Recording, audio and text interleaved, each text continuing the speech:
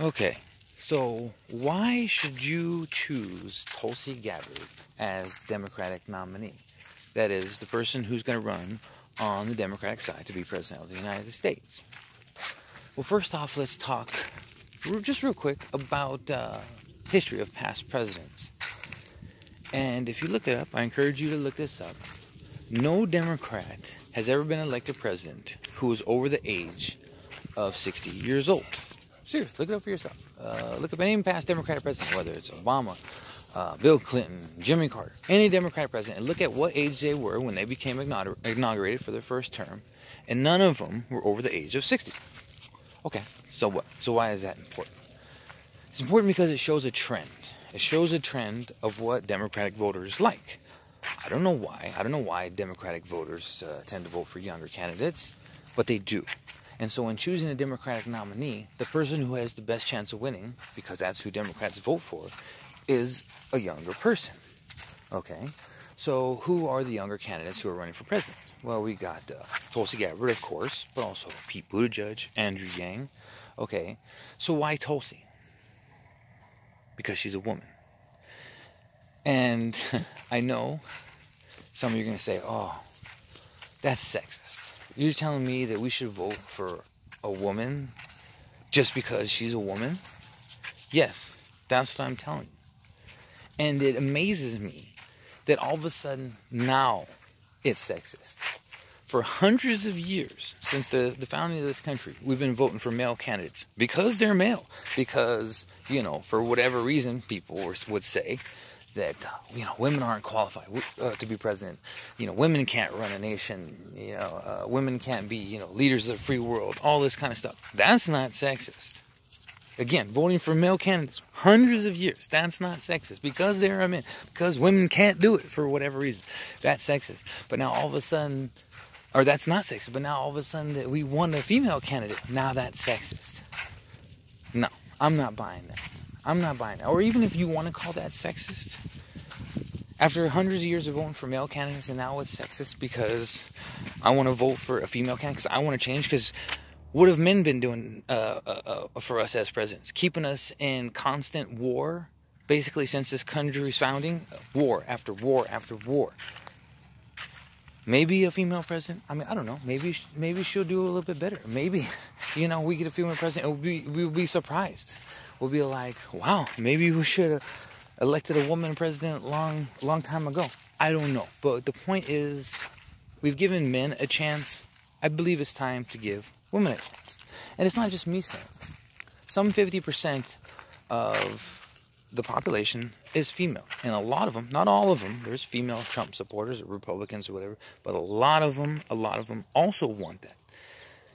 They want a female president. They're tired of being told, no, someday a female will become president, or, not her, not this woman, whatever, And they're tired of it. They're tired of people telling them that they can't be, CEOs of company. You can't go in the military. You can't, be on the front line. You can't do this and that or whatever.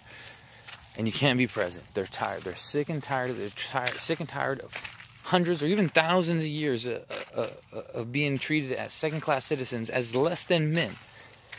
And they want a female president. And they have a movement going on right now. Women have a movement going on right now. And then every year it gets stronger and stronger. The most recent showing of that, I guess you say, is the Me Too movement. Women got tired of being sexually molested or raped and just otherwise mistreated by men. And so they're finally coming out. In the past few years, they've been finally coming out and said, this guy, that guy, whoever has done this to me, and they're tired of it. All right? That's all part of the equality movement. And that movement's so strong right now that I believe that that a female candidate has a better chance of winning in 2020 than a male candidate. So instead of choosing a male Democrat candidate, a female candidate, I believe, would have a better chance of running. A young, because that's what Democrats vote for, young female candidate. Okay? So, okay, that's nice. Let's even say I'm right about that. So, yeah, Tulsi's young. She's a female. But does she have any good qualities or traits about her? Yes, she does. Definitely she does. One, she is a veteran. And that's still highly popular in our nation right now. You know, you hear people say, hey, support our troops. People say, thank you for your service. Democrats, Republicans, whatever. Soldiers, ex-soldiers, they're highly admired right now. And Tulsi Gabbard is no exception to that. You could even take yourself and go on some Republican news site, Fox News or whatever, and you see a lot of Republicans do support Tulsi Gabbard. She has a lot of support on both sides of the aisle, okay? And part of the reason for that is because of her military experience. A lot of people respect our troops, our veterans so much that they seem willing to, back one for president, okay? And not just that, her ideas are good. The main which being she's anti-regime change war.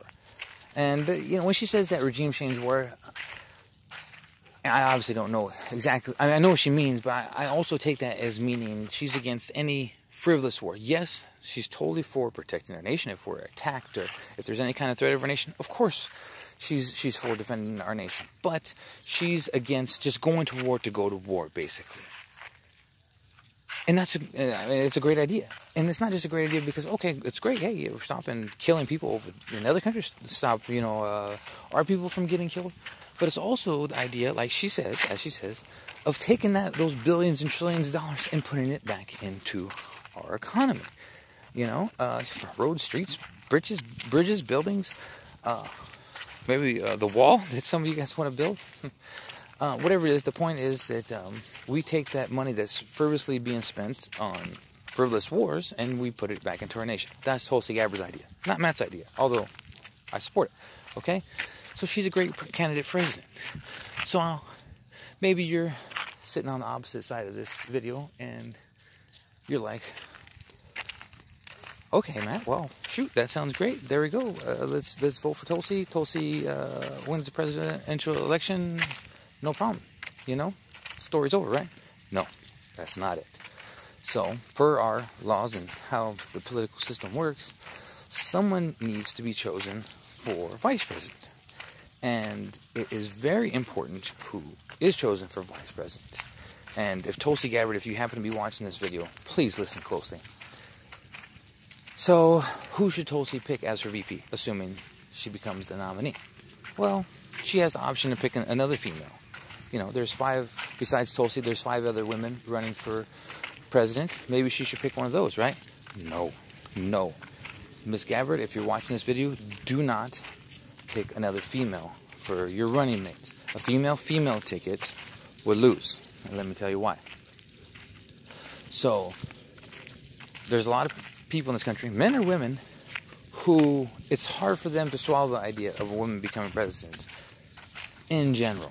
Okay, but even the ones who do, it's like, okay, I don't mind supporting a female candidate, for president. Sure, let's give women a chance, like I said, all that kind of stuff, that's nice. But if you put 2 females on that ticket, it's like, and guys thinking, especially, start to think, well, that's a little much, that's a little too much to swallow, because you start to think, well, maybe if there's 2 females, a female president, female vice president, they're going to be working too much on women's rights, and kind of neglect men's rights, kind of going in the opposite direction. And so, no, a female ticket, I'm telling you right now, whoever's watching this video, in the Tulsi campaign, or whoever, even you voters, a female ticket would lose, okay? What about a youth ticket? I heard a lot of people mention online, okay, well, say Tulsi is picking or chosen for the Democratic nominee. Well, what about someone like Andrew Yang, or even Pete Buttigieg, both of them are young, aspiring individuals. You don't like them. Let me tell you right now, again, Ms. Gabbard, if you're watching, do not pick either of those individuals. A youth ticket would also lose. And let me tell you why. So, in politics, in the political arena, someone in their 30s, or maybe even 40s, is almost like a baby in politics. You're 30 years old in politics, you're like a baby. You're considered, young, naive, inexperienced. maybe it's, it's not highly looked upon by older people, and a lot of old people vote. Yes, in this next election, it's anticipated that a lot of younger people are going to vote. That's a trend going nowadays, but still a lot of older people vote too in there. Not just 30s and 40s, 50s, 60s, 70s, 80s, 90s. Older people, one thing they do, they're retired, they got nothing else to do. They go out and vote. They get their iVoter sticker. They go to Denny's and have breakfast afterwards. Old people vote, okay? And old people consider, say someone in their 60s, 70s, whatever, they consider someone in their 40s or especially 30s as inexperienced. And so if you put two younger people, it's it's just like with the female ticket. A lot of old people be like, no, it's just two inexperienced people running on the ticket. And so I'm telling you right now, a youth ticket would not win the election. So if Tulsi Gabbard becomes the nominee, the best thing for her to do is choose an older candidate. Like I said, not a female. So that basically comes down to either Joe Biden or Bernie Sanders. I'm not going to even really go into reasons why Joe Biden shouldn't be elected. He's, I don't know. He doesn't have the support that Bernie Sanders does. He doesn't have the appeal. He doesn't have the energy that Bernie Sanders does. I'm not going to even go into it.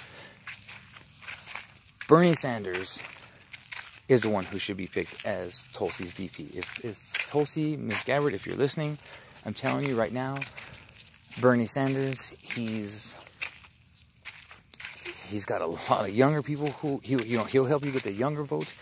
He can win states. He was trying to prove that to Hillary Clinton in the 2016 primaries. He stayed in the race and was like, "Look, Hillary, I'm winning states. Basically, like, pick me as your VP. I can help you win." The dude could win states. He wins over voters. He'd be a great choice. He is the choice. If you want someone who could help you win states, help you get younger voters, he's the person to pick. I mean, I just can't express it in words. Bernie Sanders is the person to pick. And so I think that is the winning ticket. So when I say why Tulsi, it is important to pick the right Democratic nominee, but it's also important to pick the right VP choice, and I believe that is it. I believe that's the winning ticket. And I've told a lot of people that some people, I'm gonna tell you right now, because I study this stuff. Like I said, I look up past presidents, presidential history, the ages of people who were elected. I look at the heights of people who were elected. There is a trend of left-handed people being elected president. I just look up all kinds of stuff. I look up online what people are saying, all kinds of stuff. And from all the studying that I've done, from the comments I've seen, people I've seen talk about this. I forgot where I was going. Someone distracted me. Tulsi Gabbard just seems to be the best choice for president, and Bernie Sanders is the best choice for VP. I'm rambling now. Bye.